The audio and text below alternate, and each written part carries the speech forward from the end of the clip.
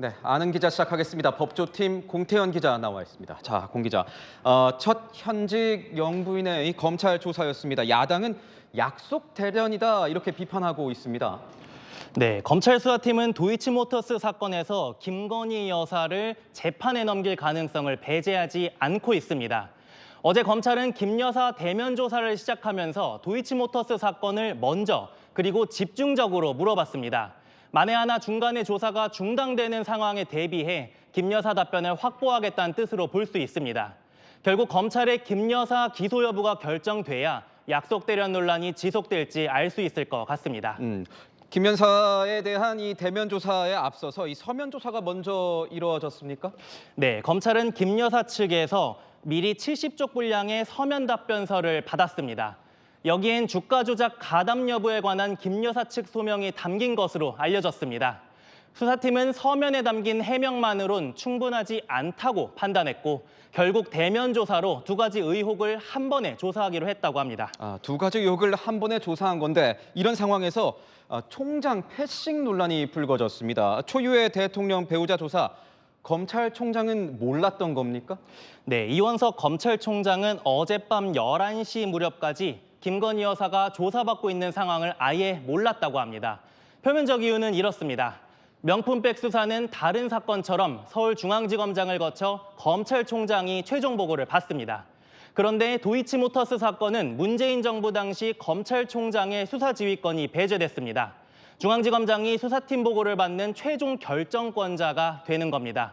하지만 패싱 논란의 배경에는 서울중앙지검 수사팀과 검찰총장 사이 갈등이 표출된 것 아니냐는 시각도 있습니다.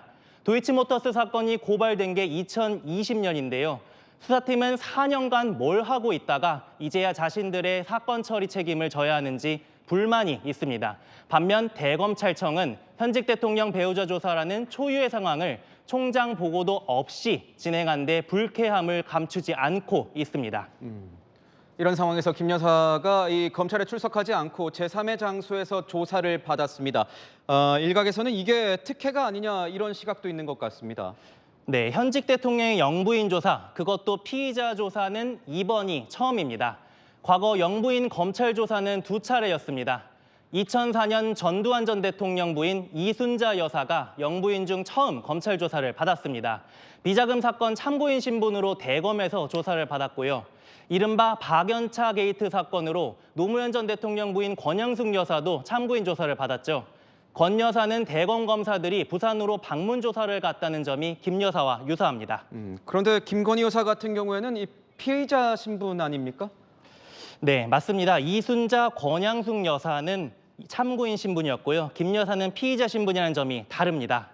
권양숙 여사는 방문 조사는 했지만 장소가 부산지검이었습니다. 어쨌든 검찰청사 내였던 겁니다. 반면 김 여사는 정부 보안시설에서 조사를 받아서 현직 대통령 배우자라는 측면을 일정 부분 고려해 준 것 아니냐고 볼 수 있습니다.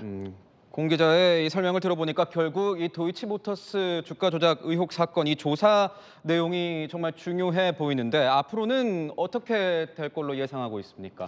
네, 검찰은 김 여사 답변과 그간의 수사 자료를 토대로 김 여사를 재판에 넘길지를 정해야 합니다. 특히 오는 9월 권오수 전 도이치모터스 회장 2심 선고가 날 예정이라는 점이 검찰의 고민입니다.